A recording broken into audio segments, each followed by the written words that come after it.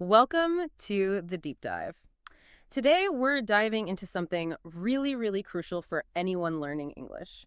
It's about training your brain to think directly in English, skipping that step where you translate everything back and forth from your own language. Our mission today is to give you, especially if you're a beginner or maybe intermediate learner, some really practical hands on strategies, things you can actually start using like right away to boost your fluency and your confidence too. And this is huge because thinking directly in English, that's a massive step towards sounding natural, towards real fluency. It cuts out those awkward delays, lets you speak more spontaneously, builds confidence, and honestly, it even helps your brain in other ways. It really is a game changer. Look, translating is, well, it's often how we start, right? It's natural. It sort of acts like a bridge when you're first learning.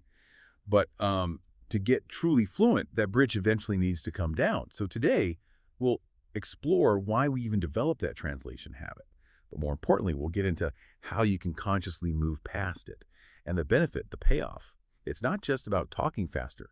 It's about getting a much deeper, more intuitive feel for English, especially for those tricky bits, the nuances. Think about phrases like, oh, I'm knackered, meaning really tired, or spill the beans, revealing a secret. When you understand those directly, without that mental detour, you're really starting to think in the language. So yeah, we're going to walk through why we translate, why thinking in English is so vital, and give you those practical steps to train your brain. Okay, so let's unpack this a bit. Why do our brains sort of default to translating? It feels automatic at first. It makes sense, really. When you learn a new word and say dog, your brain just links it straight to the word in your language. Maybe perro if you speak Spanish. It's like an initial shortcut.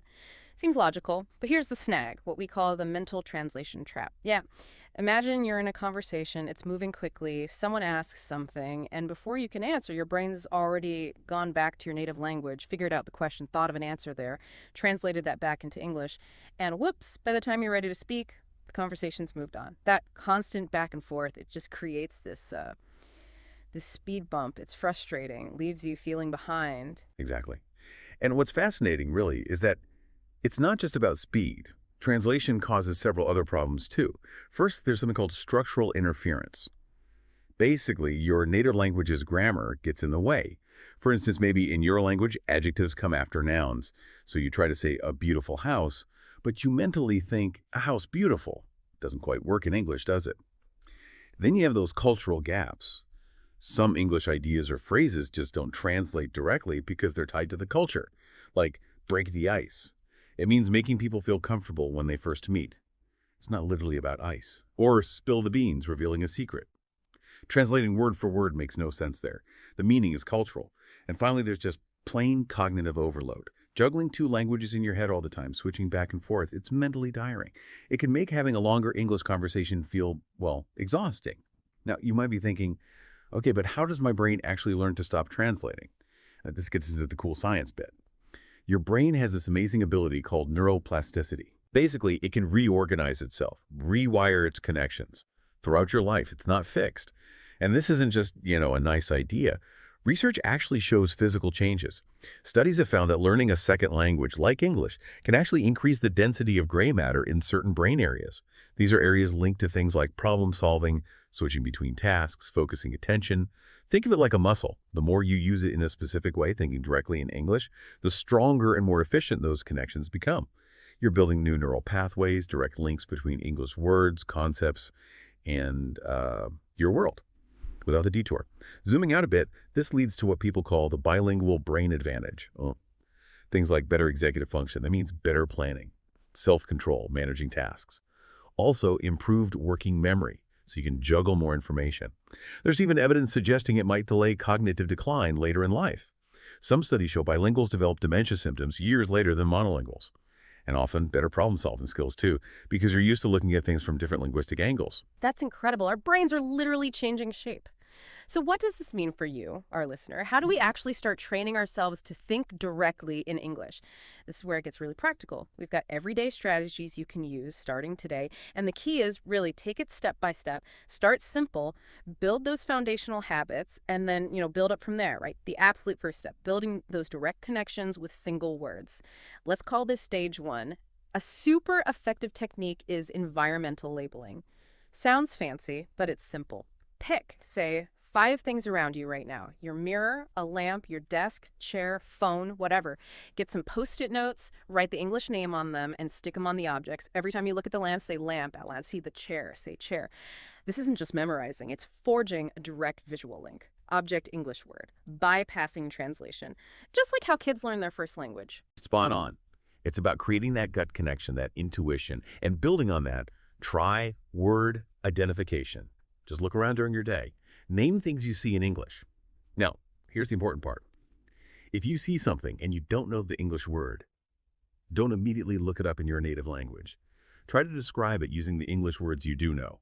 Force your brain to stay in English mode. Later, you can grab an English-only dictionary or search Google in English to find the exact word. But try describing first. Another one. Image-word connection. Use flashcards, maybe online images. Look at the picture. Instantly say the English word aloud. Aim for that immediate recognition. Picture, right, sound. No translation step. Doing this for just, say, 5 or 10 minutes a day. It really builds those pathways. Yeah, connecting this back, these little exercises, they might seem small, but they're literally rewiring things upstairs, strengthening those direct English routes, Yeah. building that intuition we mentioned. But okay, once you're getting comfortable with single words, what's next? How do you move to like actual sentences, maybe talking to yourself? This brings us nicely to stage 2, simple sentences and self-talk. Exactly. And a really powerful tool here is what we sometimes call present moment description. Basically self-talk. Just narrate what you're doing in simple English. It might feel a bit weird at first, I get that. But things like, I'm brushing my teeth or I'm walking to the bus stop now. Okay, I'm making coffee. Full. This isn't just practice. You're training your brain to use English for your internal monologue. That little voice in your head. Switch it to English. It's fantastic practice for verbs, simple present tense, just stringing words together naturally. And similarly, try emotional state expression. Check in with yourself. How are you feeling? Say it in English.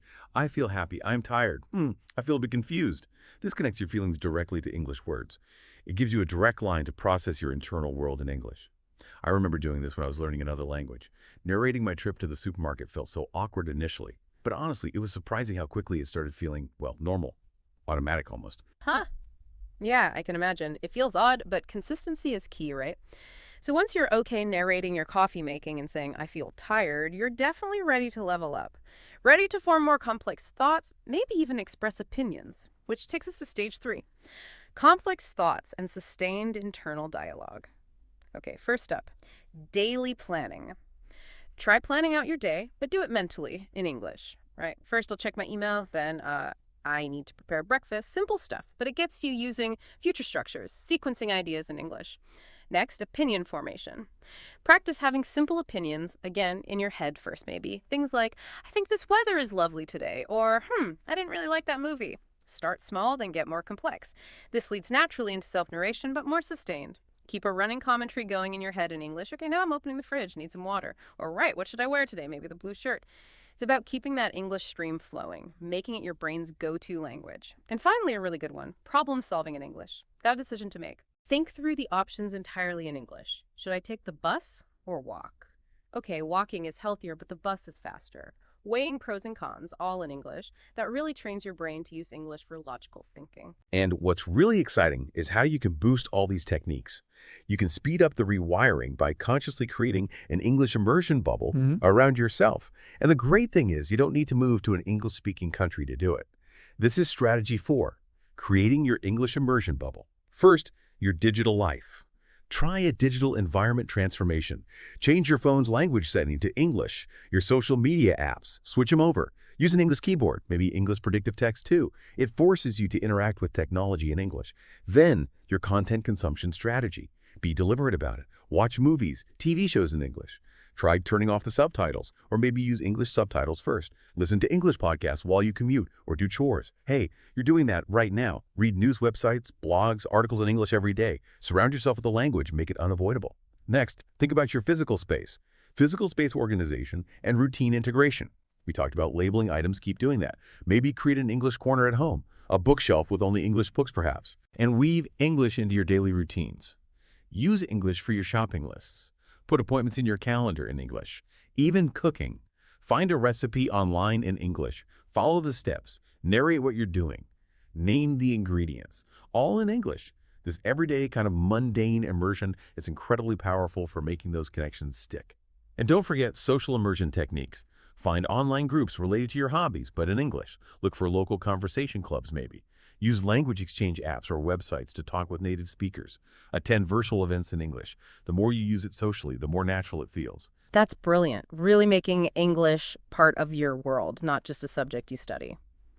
Okay, and then there's this other technique you mentioned, more advanced, that sounds really interesting. Strategy 5, shadowing. Ah, shadowing. Yes, it's fantastic. It's where you listen to a native English speaker, maybe a short clip from a video or a podcast segment, and you repeat what they say immediately after them, almost like an echo, right on their heels. You're not just copying the words, you're trying to mimic their exact pronunciation, their intonation, the rhythm of their speech. The key thing is it forces your brain to stay 100% in English mode because there's literally no time to translate back and forth. It's incredibly good for improving your listening skills and your speaking rhythm and pronunciation. Really helps you internalize the natural flow of English. Plus, it's actually super helpful if you're preparing for speaking tests like IELTS or TOEFL because it gets those natural patterns into your head. That sounds intense, but really effective. Okay, this whole journey sounds amazing, truly transformative, but I bet some listeners are thinking, yeah, but it's hard. What about the challenges? I always get stuck. And that's fair. So let's address some common challenges and solutions. Don't worry, we've got you covered. A really common one I hear is vocabulary limitations, that feeling of, I just don't have enough words to think properly in English. The solution, simplify. Seriously. Instead of struggling for the perfect word like exhausted, just think I'm very tired. Use the words you do know. Learn to paraphrase, say things in a different way. And build your vocabulary gradually, naturally, through reading and listening in context, not just memorizing lists. Work with what you've got and let it grow. Absolutely. And linked to that is the fear of making mistakes, getting so focused on being perfectly accurate that you freeze up. It's a real fluency killer. The solution here is to consciously prioritize communication flow over perfect grammar. Accept that making mistakes is totally normal. It's part of learning. The main goal is to get your message across, to be understood, not to sound like a textbook. Don't let perfectionism paralyze you. Such an important point. Yeah. Okay, another common struggle. Word-for-word translation and also transferring grammar rules from your own language, that grammar structure transfer. Huh. The fix here is to learn English phrases and common expressions as whole chunks, as single units. Focus on their meaning and context. Don't dissect them word by word. Immerse yourself in real English, lots of listening, lots of reading to absorb natural patterns. And yes, study English grammar, but as its own system, practicing structures until they feel automatic. It's about learning English logic, not just mapping it onto your native tongue. Exactly. And one last big one, sporadic effort, or maybe too much passive consumption. Meaning, maybe you watch lots of English movies, which is great, but you're not actively thinking or speaking enough. The solution is consistency. Set up regular daily routines for active English thinking practice. Even just 15 or 20 minutes a day makes a real difference. And make sure you balance that passive input, listening, reading, with active output, trying to think, speak, maybe even write in English. Engage with it actively. Right. Consistency trumps intensity sometimes. So after applying all these strategies, overcoming hurdles, how do you actually know it's working? How do you know when you're genuinely starting to think in English? How can you, measure your progress? That's a great question and crucial for staying motivated. You'll start noticing some key self-assessment indicators, signs it's happening naturally. For example, English thoughts just pop into your head spontaneously without you trying. Maybe even when you're emotional or stressed times when your native language usually takes over. You might start dreaming in English. That's a classic sign. Or you find yourself getting English jokes or humor without having to consciously figure them out. And maybe the clearest sign. When you think of the English word for something easily, but then you actually struggle for a second to remember the word in your native language. That shows English is becoming primary in that context. You also notice reduced translation time in conversations, fewer pauses while you search for words, quicker reactions when someone speaks to you in English. Your brain is making those direct connections faster.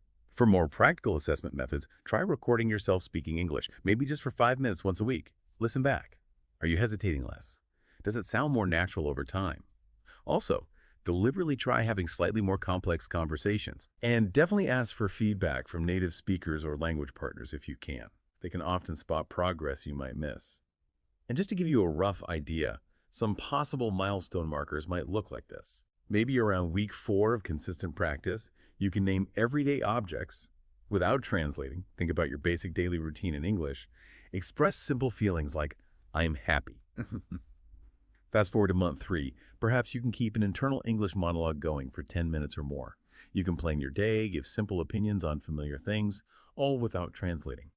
You might have had that first English dream by now, and then, maybe around year 1, thinking in English feels pretty natural for most everyday situations.